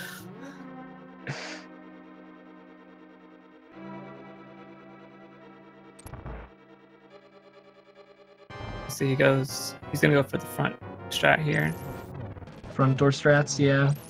Definitely, believe... Do you get an... Are you guaranteed an extra cycle with front door strats? If the Ice Head gives you like a front pattern on the back half, on the back strat, you get a 1 cycle regardless. And you can almost always get a 1 cycle from the front. So it's optimal RNG from the back can give you a 0 cycle, and very bad RNG from the front can give you a 2 cycle. So it's like, it's kind of RNG dependent whether it's a time save or not. Mm-hmm.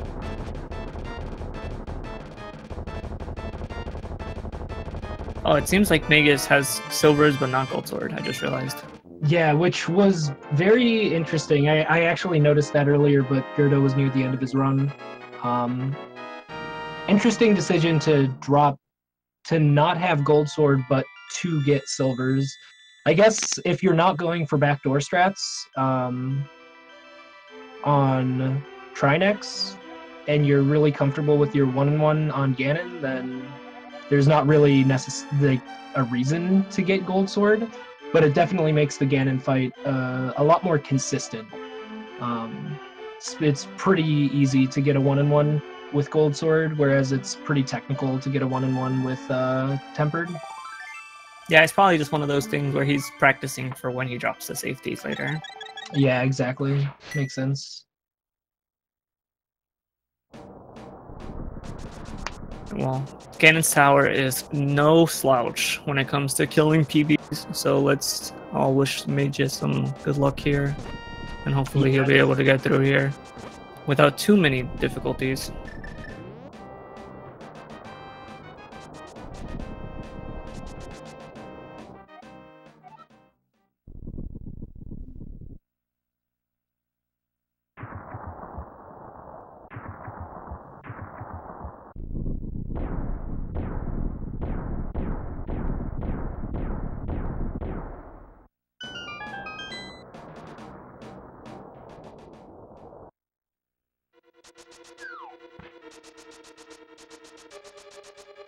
Interested to see if he grabs the torch key here. No, I'm gonna choose the harder key at the top of the tower. Mm-hmm. Torch key is like just slightly slower. But it's a pretty free key as opposed to the other 2 options you have at the top of GT. Sure what was happening there. Maybe he thought he had Maybe he like was just muscle memory, like thought he had just grappled to the other one, and I was like, why am I not moving forward? He was all tabbed or something.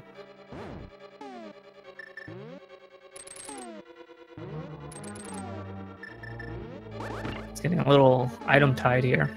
Yeah. That can definitely happen. Whenever you're on PB pace, it can be really nerve-wracking, especially when you're, you know, doing something on speed gaming. When you've got, you know, multiple hundreds of people watching you on PB pace, it can get really nerve-wracking. So getting menu tied, it's not an uncommon thing. Looks like g3rd0 is showing off his keybinds. Because he's on emulator, it's required that you show your keybinds at the end of a PB VOD. Just gotta prove that you have one button bound to one key at a time. Yeah, you also have to show your emulator details so that they can make sure that you are on a valid emulator. Mm-hmm. Yeah. Because there are some emulators that are disqualified from the leaderboards. Yeah, the most notable of which would be Z-SNES. Z-SNES is super ultra banned. Super banned. It's like Ultra Instinct, but for banning. But for banning. Exactly. It's just falling down into the Ice Armos fight here. Which thankfully with silver arrows, the Ice Armos fight is a little bit, you know, pretty quick, because you don't need to worry about...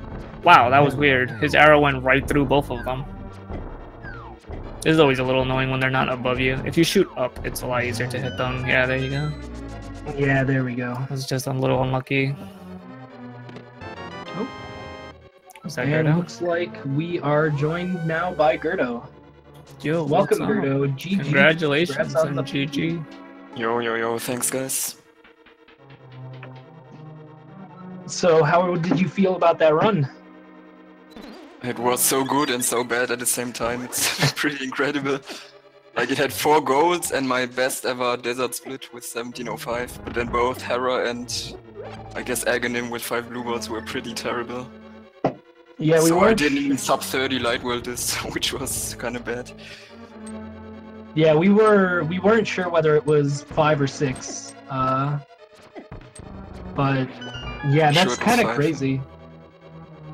Yeah, and then I don't know. There, like I said, there were 4 Dark World golds. Although Ganon's Tower gold was only because of the 2-cycle Aghanim for a couple milliseconds, but also a ton of really bad splits in Dark World. So yeah, pretty funny. Yeah, you had a really good Dark World, even though the splits that were maybe not up to your own personal standards were still pretty insane to watch. Yeah, Maya turned really bad at the end when I missed the switch, and then I got Bunny Beam for the first time ever after the last switch. That was pretty funny, and but I guess a PB is a PB, so I won't complain too much about the bad parts. It had some really good parts as well, obviously. That's super impressive. Zero Cycle Argus comes to mind. And, yeah, that was incredible. I was like, oh, I wonder if he's gonna go for the 0 cycle. And then you hook shot from the entrance. I was like, oh, looks like he's not. And then like, just 2 seconds later, Argus was dead. I was like, oh, never mind. I guess he went for the 0 cycle after all. Swamp was a like 5-second goal or something like that, just because it was my first 0 cycle after a non-catastrophic swamp. So that was kind of a free goal, I guess. Yeah, Swamp is one of those dungeons where it's like either everything hits you or nothing hits you. It's just... Yeah. I can... when everything hits you, you 0 Cycle Argus, and when nothing hits you, you 2 Cycle Argus. Yeah, absolutely. But yeah, it's pretty insane to PB in a race run like that, since you can't reset or anything.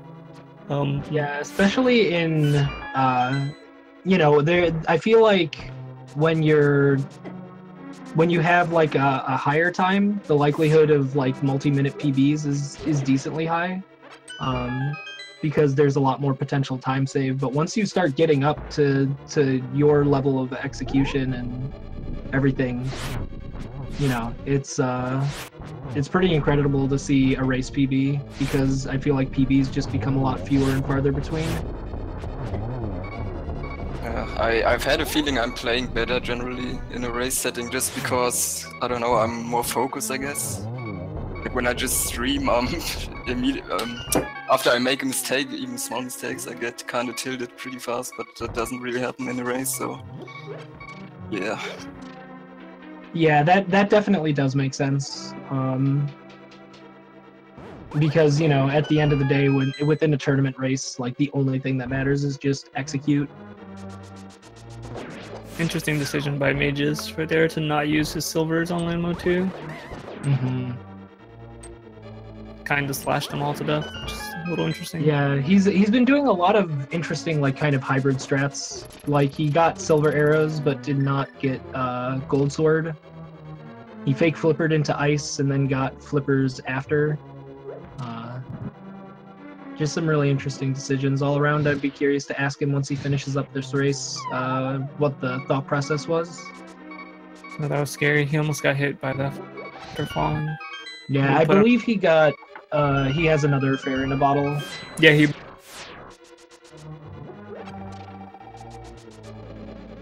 You know, when you're if you be like.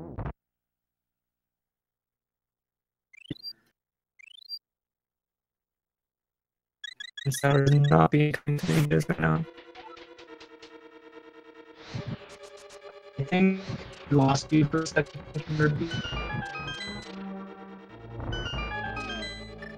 I think the server is being open.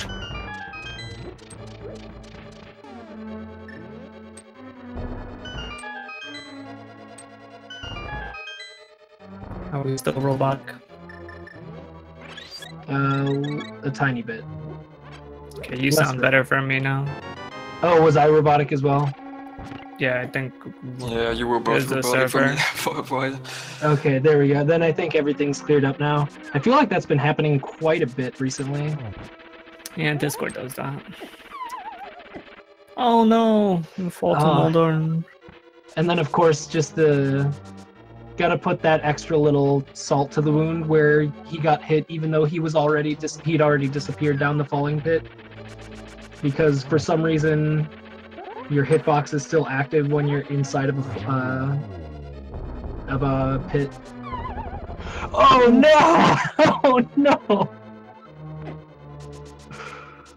That was so strange because he spun and clanked, but then still maintained the charge. And then killed him, but then he dashed off. I wonder if that was just him trying to get closer to the edge of the platform to try and hook shot from closer to the edge. I think lots of people like to spam A as if they were going to hover, like around the edge. Oh yeah, that's true. I guess that is true. But I have a question for you. Like, how long have you been running No Major Glitches? Me? Yeah. Like, it kind of depends on what you call running. Like, I learned the run back in 2015, actually. Like, I used Andy's tutorial back then, because I saw some VODs of AGDQ runs and so on. But I never really did any runs until, like, mid-2017, last year, I guess. Like, I wanted to come back early last year, but then I found out about Rando and played that a lot before then, in the middle of the year, coming back to NMG. Yeah, Rando is definitely like a bottomless pit that can just eat you whole, and then you come out 4 months later and you're like, what year is it? So you would say you'd been seriously running the game since mid-2017? Yeah, pretty much. And you're already in the top 20 runners? That just, for anybody new watching the game, that should just show you that, you know, this game is pretty accessible. It's pretty fun to play a lot, and if you're like dedicated to it, you could definitely get a really good time. Mageius dropping into the Ganon fight here.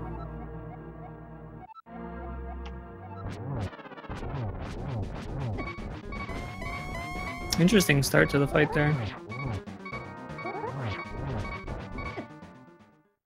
get the trident to his face for troubles, unfortunately. Yeah, thankfully he does have that fairy.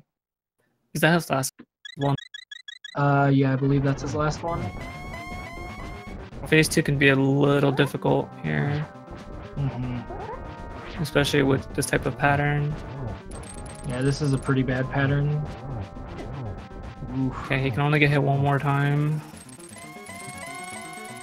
Oh, okay. No. And that's an unfortunate death.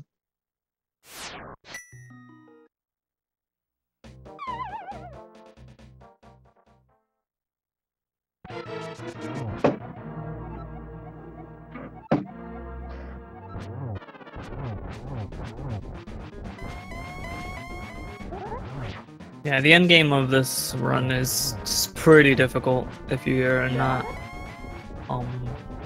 grinding it constantly. Like even the more experienced runners, you know, they take a small break from the game and come back, and G3rd all of a sudden is just beating them up nonstop. Yeah, absolutely. In the Ganon fight, what? Wait. Oh, he had taken a hit earlier. Okay. Yeah. For some reason I thought he was still at full health, and I was like, how did he die there? Yeah, the unfortunate thing about not getting the one cycle at the beginning is that it's a lot harder to get the one cycle in phase 2 if Ganon's at the top of the screen. Unless he gives you a really good pattern. I think he's getting a little frustrated. Looks like he's just trying to like brute force the fight. Yeah, which is something that like he could just walk down right now and get the gold sword. Yeah, and get gold sword. Yeah, I think that he might be doing that. Oh, or getting a fairy. He's getting a fairy. Yeah. I wonder if he will grab gold sword on his way back up, because it's right there. Nope. Turning specifically away from the cave. I don't want it. He does have sword beams now, which is going to make it just a tiny bit laggier. And might be harder time, but he can take more hits now, so... Yeah, you can already see he's gotten way less slashes at the beginning there than he's been getting, just because the beams kind of throw off your timing. Oh, he's getting a good pattern here, though, if you can get into the corner. Looks like he didn't go for it. Yeah, this is a really nice RNG, though, because if you can get into the corner in the center of that circle and get some double spins in. Ooh.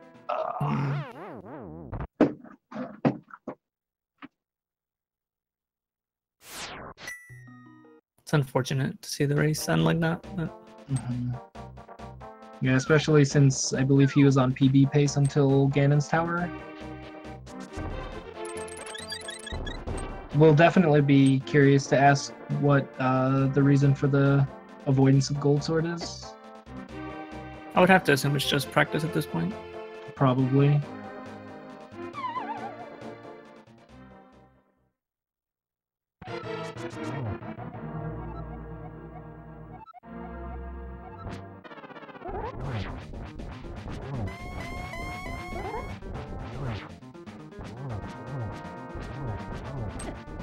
But yeah, that is one thing I will say about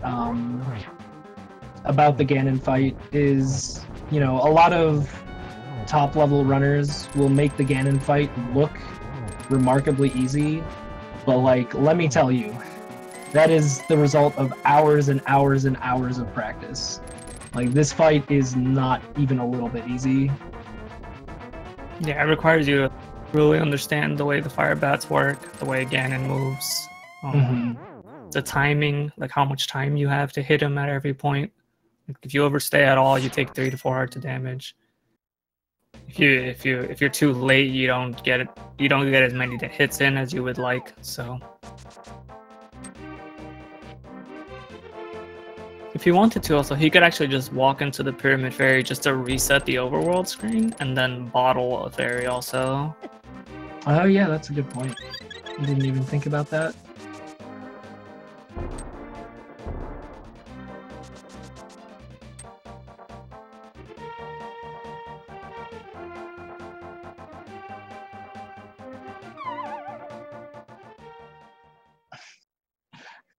Emma in the chat being the #1 Gold Sword advocate, saying GS stands for Gold Sword and good safety.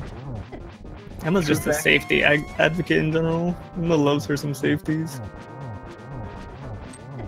I love me some safeties too, can confirm. I think Emma yelled at me when she found out I dropped powder. Yeah, I don't know. Part of me sometimes wants to go back to just getting Gold Sword to see how it would affect my time. Gold Sword endgame can be pretty fun.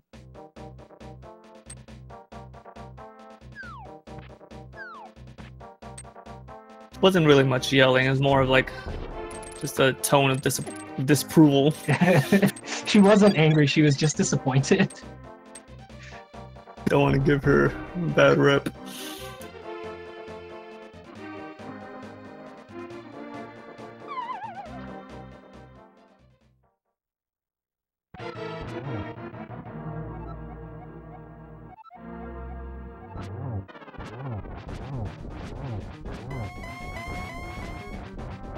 I think at this point, Mageius just kind of wants to prove to himself that he can do it with Tempered. Which I definitely don't blame him for. Now, this is the strat where, or the pattern where you would want to ideally just get into the upper right-hand corner and just do double spins. He's also hookshotting like really close to the wall, which is giving him very little amount of invincibility. Yeah, whereas with that one, like that, yeah. Like if he had just hooked right instead of up, he would have not gotten hit there. Okay, so it looks like he is on phase 3 now, but with 1 heart left. Oh my god, no! No! Oh, it was so close. So, I actually learned this watching Sakura's stream. If Ganon is gonna materialize, the fire bats actually don't go away. They only go away if he's gonna keep warping. So if you see him, stop, you should know that the fire bat's gonna come back. Which I didn't know before. Huh. Because you know how sometimes they do like just the 2 or 3 wraps and then just disappear, and sometimes they come around like a whole bunch. Yeah, now he's doing it. There we go. Yeah, so gonna come in at full health along with the extra fairy for safety. Oh no, he's not gonna net the fairy. Emma getting trolled. She thought he was grabbing the sword. Emma got completely debated. I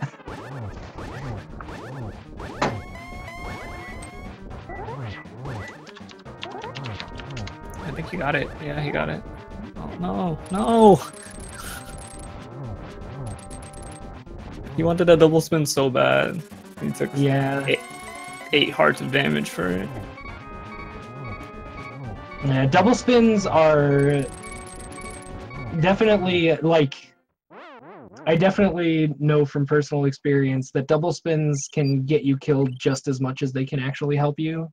We're not laughing at him here, #2. We're laughing at Emma's reaction to him. No one thinks a runner dying is funny. No, absolutely not.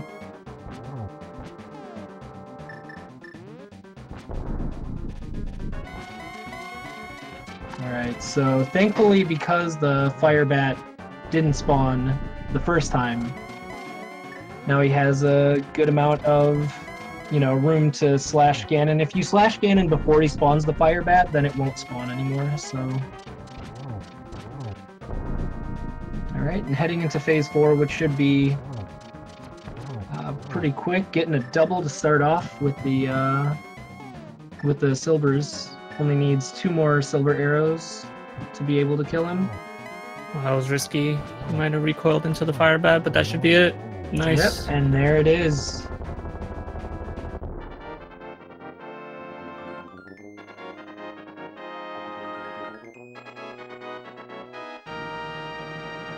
Unfortunate, the way the final boss turned out for Mageius, but he does officially finish with a time of 1:54.46. g3rd0's official race time was 1:26.28 on the website, but We saw that it was a 1:26.24 on his timer when he finished.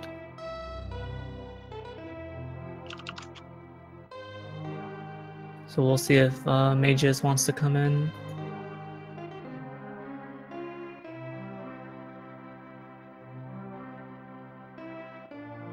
I don't know him personally, so I don't know if he's like the type of person to get upset about that kind of ending or not.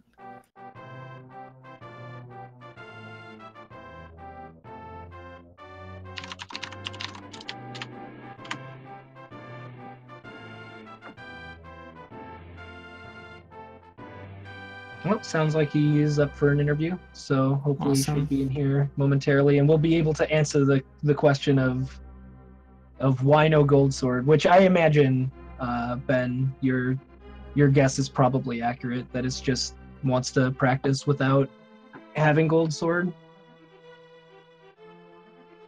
but we shall see soon. I'm more curious about the fake flipper into ice. Welcome, Mageius. GG. GG, dude. Can you even call that a GG? Completely went on tilt at the end. Just don't even get me started. You missed the whole fact of me banging my head against the table because of how bad my end was. Yeah, that definitely, endings like that can be pretty frustrating for sure. I think pretty much anybody who's ever run the game has been exactly there before. I mean, the rest of your run was pretty good. You were on PB pace almost up until Gannis Tower, I believe. Yeah, basically the second fall to Moldor just after me over. We're the language there, but literally, during Aghanim was just beating my head against my fist because I knew it was going to happen. I knew I was basically not getting it. So we actually, we had a question or two about some routing that you had done in the middle of the run. Which? The fake flippering into Ice Palace was, is that just the route that you normally take through the run? It's one of those things I've been toying around with off and on because, I didn't even decide to get butter until basically, partway through the run because it's just like, I ended up having the extra cash, so it's just like, why not? I could just get silver, save the time because I really don't need the butter for Ganon, and the only reason why I take it is just for the consistency at the end. But it's just like, but now I've been testing out with that one because if you're going to go from, Ice Palace to Mire, whether or not it would actually be faster to just go straight there, then flute, after getting done Ice Palace to, grab flippers and then, be able to flute immediately to the to Death Mountain, basically based on menu time. Because I guess if you could mash it fast enough, you would probably save a bit more due to how the swimming works. But I'm still working on testing that. Yeah, we thought you might have done Mire, like the same sequence you did, but just picked up Quake and Flippers after getting your silvers. That's what we thought you were going to do. Nah, it's too slow on that one. As I said, I've been messing around with a few things on that one. It's just like, I normally can hit the Fate Flippers first try on the way, from, 8 to basically Ice Palace, so it really doesn't save me, so it really ends up saving a bit more time because you can build up acceleration with the swimming instead of having to start and stop. So you can straight up just, angle it perfectly and save a bit of time on the speed because swimming is acceleration. Makes sense. The chat was curious why you didn't pick up the gold sword towards the end after a few deaths. Were you just practicing the tempered fight, or? It's not that I can't do the tempered fight. It was just by then I was on tilt, and on tilt on that one is just like literally after my first death, I was literally just at one point I even dropped my controller in frustration. So it's just like I just didn't want to go get it because honestly, it's not that I can't do the fight. It just kept screwing up at the end. I just didn't care by then because I was already, like horrible pace, everything like that. So it's just let me finish this. Just let it be over. Yeah, like Cranston said, the frustration is totally understandable as fellow runners of this game. Do you have any other thoughts on the run, aside from the ending? I like how it ended because I feel like your run was decent, aside from the end itself. Yeah, I'm happy that I at least got to show off a few other options in, for routing. Like, still get a good time. Just be creative on the ending part, because honestly, it's just like, if you got hit, going in, before going into ice, it's just like, hey, you don't have sword beam, so you got to be even more careful. But then again, there's also, a few options, for that one. I mean, heck, because I can normally get, fake flippers, coming from 8, as I said, it's got acceleration, and it does seem to actually help a bit. But, because has anybody actually ever looked into the total max speed for swimming? I know it's at least based on acceleration, but I've never known exactly what the max speed for it is. I'm not a scientist of this game by any means. I'm sure someone has. I'm not one of those people, but I'm sure someone knows. Gerda, did you have any final thoughts on the run? Nope. Just shoutouts to all the organizers and you guys for commentating. Well, it was a pleasure commentating your guys' race. Congrats, Gerda, on the PB again. Wait, you PB'd? Yeah, you PB'd by 5 seconds. 5 seconds. Congrats, man. Hey, even if the garbage run for me, I can always say, congrats on that one, because you know how it is. Just whatever works on that one. This game. Thanks, dude. Props for you for sticking it out at the end. It was hard. It was hard. It was hard. And it was just like, yeah, I know I could have gotten butter, but it's just like, the most annoying thing was just kept dying, without thinking about, oh, wait, I can go and grab, enter there quickly, grab a second ferry, because I didn't want to mirror on that one. Yeah, if you're in the speed gaming chat, Mageius, Pinkus did answer your question about the swimming acceleration. I'm not present. I'll copy paste it for you and message it to you. Thanks. And yeah, I think you're definitely been showing a lot of improvement over the last few months, dude. So I know that PB is going to come soon. Don't stress it too much. Both of you put on a good race, and both of you showed a lot of differences and from what the normal people do. So it was really fun to watch and really fun to commentate. So GG's again to both of you. Thanks. Except for that ending, I just hope everybody enjoyed the race. I did. Anything to add, Cranston? No, I think you summed everything up and wrapped it up pretty well. Well, thank you guys so much again. Thanks, Speed Gaming. Make sure you guys are following Speed Gaming's 1 through 6. Wait, there's a 6 now? I think they're going to be at 8 pretty soon. They're definitely been expanding. I heard the piece was already reserved up to 8, but I didn't know if he had actually made 6 actually a station now. Well, with the NMG tournament hitting the bracket stages soon, and all the other games that are run on these channels, they have a lot of work for them. So the more channels, the better. Get all that content out to the fans. We'll have 8 Speed Gamings plus the 4 for the ALTTP Rando channels.